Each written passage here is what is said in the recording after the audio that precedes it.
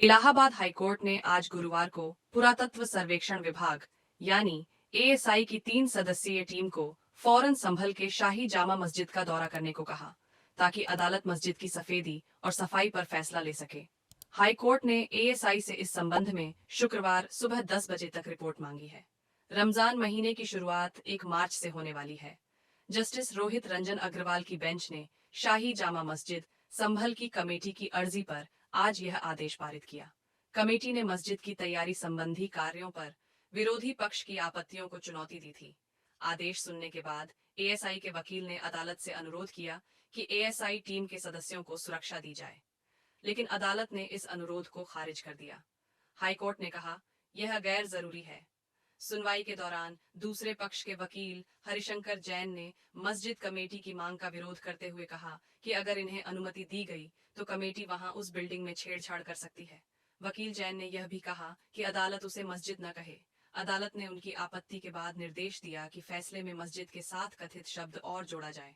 Court में मस्जिद committee के वरिष्ठ वकील एसएफए नकवी ने तर्क दिया कि एएसआई सफेदी के कार्यों का अनावश्यक रूप से विरोध कर रही है, जबकि यह एएसआई की जिम्मेदारी है कि वह ऐसे कार्यों को करे। इसके जवाब में एएसआई के वकील मनोज कुमार सिंह ने बचाव करते हुए कहा कि कमेटी के लोग एएसआई के अधिकारियों को मस्जिद क्षेत्र में प्रवेश की अनुमति नहीं दे रहे हैं। हालांकि कमेटी ने इसे गलत आरोप बताया। आखिर सफाई पुताई के लिए शाही जामा मस्जिद संभल की कमेटी को इलाहाबाद हाई कोर्ट क्यों आना पड़ा? दरअसल मस्जिद कमेटी ने सबसे पहले स्थानीय पुलिस से शाही मस्जिद की सफाई की अनुमति मांगी, लेकिन संभल के अतिरिक्त पुलिस अधीक्षक एएसपी ने इस प्रस्ताव पर आपत्ति जताई। 11 फरवरी 2025 के एक पत्र में संभल के एएसपी ने कहा था कि मस्जिद एक संरक्षित बिल्डिंग है, इसलिए किसी भी काम को करने से पहले प्रबंधन समिति को एएसआई से अनुमति लेनी होगी। इस पत्र को चुनौती देते हुए मस्जिद कमेटी ने हाईकोर्ट का रुख किया। कमेटी ने कहा कि यह सारा काम हर साल रमजान के शुरू होने से पहले कमेटी करती रही है। इस पर कभी जिले के अधिकारियों या एएसआई की ओर से कोई आपत्ति नहीं की गई। मस्जिद कमेटी ने कोर्ट से कहा कि संभल के एएसपी का जवाब समिति के धार्मिक गतिविधियों को स्वतंत्र रूप से चलाने के अधिकार में अनुचित बाधा है। यह अधिकार भारत के संविधान के अनुच्छेद 25 और 26 के तहत संरक्षित है। कमेटी ने अदालत से अधिकारियों को निर्देश देने की प्रार्थना की कि वे मस्जिद परिसर के भीतर अजान और प्रकाश व्यवस्था के कार्यों में हस्तक्षेप न करें। बता दें कि संभल लंबे समय से विवाद के केंद्र में है। संभल में 24 नवंबर 2024 को शाही मस्जिद के सर्वे को लेकर बवाल हुआ था। बड़े पैमाने पर हिंसा हुई। इसमें 4 मुस्लिम युवकों की मौत हुई, कई घायल हुए हैं। हिंसक झड़प तब हुई जब एक सर्वे टीम मस्जिद का सर्वेक्षण करने पहुंची। एक शिकायत पर अदालत के आदेश के बाद टीम सर्वे करने पहुंची थी। शिकायत में दावा किया गया है कि संरचना मूल रूप से एक मंदिर थी। यह सारा मात्र एक दिन में हुआ, यानी जिस दिन स्थानीय कोर्ट ने सर्वे का आदेश दिया उसी दिन सर्वे टीम मस्जिद जा पहुंची।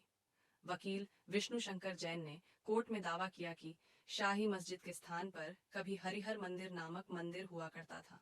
मुगल सम्राट बाबर ने 139 में इसे आंशिक रूप से ध्वस्त कर दिया था।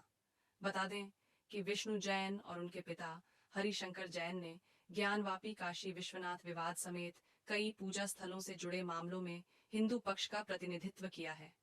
देश के कई विपक्षी नेताओं ने संभल जाने की कोशिश की, लेकिन यूपी सरकार ने उन्हें जाने नहीं दिया।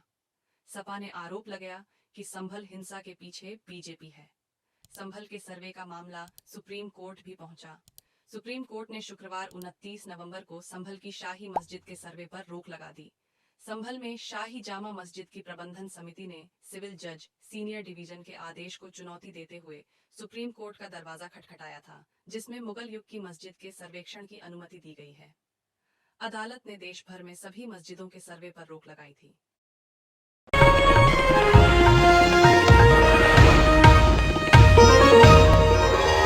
Copyright disclaimer under Section 107 of the Copyright Act 1976. Allowance is made for fair use for purposes such as criticism, comment, news reporting, scholarship, and research. Fair use is a use permitted by copyright statute that might otherwise be infringing.